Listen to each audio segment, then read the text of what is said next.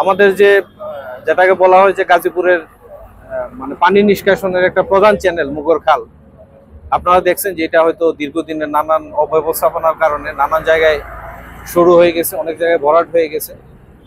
তো আমরা চেষ্টা করছি যে এই খালটা পুরোপুরি যদি অ্যাটলিস্ট আমাদের প্রথম ধাপে ইচ্ছা হলো যে পানির চ্যানেলটা চালু করা। দুইটা বিষয় এখানে আছে, এখানে অবৈধ দখল আছে। আমার কাছে মনে হয়েছে এটা হয়তো অ্যাকচুয়ালি মাপজোক করলে বোঝা যাবে যে কতটুকু দখল হয়েছে বা কতটুকু অবৈধ দখল আছে, কিন্তু আমার কাছে দেখে মনে হয়েছে যে কোথাও কোথাও অবৈধ দখল আছে।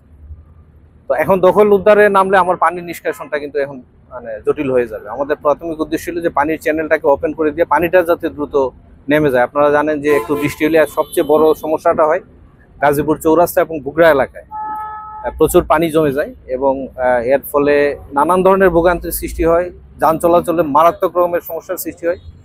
পুলিশ ট্রাফিক ডিপার্টমেন্ট এই যানজট মানে ক্লিয়ার করতে তাদের হিমশিম খেতে হয়, মানুষ চলতে পারে না। তো আমাদের প্রাথমিক উদ্দেশ্য হলো যে অ্যাটলিস্ট বৃষ্টি হওয়ার পরে যে পানিটা জমবে এটা যাতে দ্রুততম সময়ের মধ্যে নেমে যেতে পারে।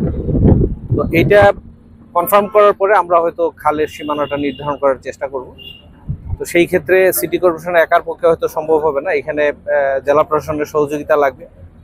আপনারা জানেন এখানে বড় একটা স্টেক হোল্ডার হচ্ছে রোডস এন্ড হাইওয়েজ ডিপার্টমেন্ট, তাদের অনেক কাজ আছে। রোডস এন্ড হাইওয়েজের একটা বড় সাপোর্ট লাগবে এবং সবচেয়ে বড় সাপোর্ট যেটা, আরো বড় সাপোর্ট যেটা লাগবে বিআরটিএ প্রকল্পে।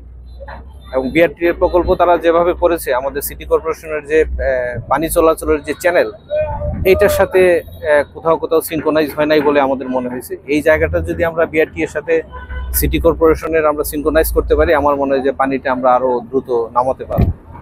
তবে যে অপরিকল্পিতভাবে আমাদের ধরে নগরায়ণ হয়েছে, একদম পানি কতটা নিষ্কাশনের ব্যবস্থা করা যাবে আমি এখনো নিশ্চিত না। তবে আমার একটা উদ্দেশ্য হলো যে একটা দ্রুততম সময়ের মধ্যে, একটা গ্রহণযোগ্য সময়ের ভিতরে যাতে পানিটা নেমে যায়।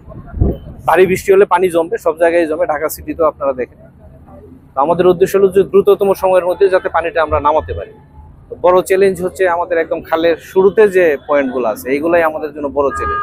এইদিকে আসার পরে হয়তো অনেকটা ওপেন আছে, বাট শুরুতে অনেক অনেক প্রতিবন্ধকতা আছে। অনেকগুলো ফ্যাক্টরি হয়েছে, আপনারা দেখেছেন ফ্যাক্টরিরা যার যার মতো করে তাদের সীমানা বা বাউন্ডারি নির্ধারণ করেছে, তাদের ঢোকার জন্য কালভার্ট নির্মাণ করেছে। এগুলা কিন্তু আমাদের জন্য বড় প্রতিবন্ধকতা আমাদের কাছে মনে হচ্ছে।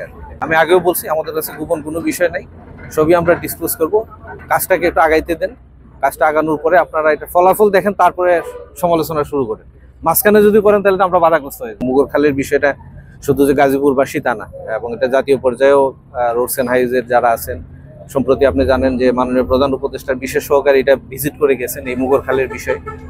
আমাদের যে পরিবেশ উপদেষ্টা আছেন, মাননীয় পরিবেশ উপদেষ্টা, উনিও মুগর খালের বিষয়টা জানেন এবং আমার মনে হয় যে উনি উপদেষ্টা হওয়ার আগে বহুবার এটা নিয়ে উনি নিজেও আন্দোলন করেছেন। আমরা ওনার কাছে সাপোর্ট চেয়েছি। আপাতত আমাদের উদ্দেশ্য হলো যে আমরা পানিটা নামানোর পরে আমরা হয়তো পরবর্তী পদক্ষেপগুলো কি নেওয়া যায়। এখানে অনেক ক্রস কাটিং ইস্যুজ আছে যেটা সিটি কর্পোরেশন একার পক্ষে আসলে এটা হবে না। আমরা সবার সহযোগিতা নিয়ে চেষ্টা করবো যাতে একটা স্থায়ী সমাধানের দিকে যাওয়া যায়।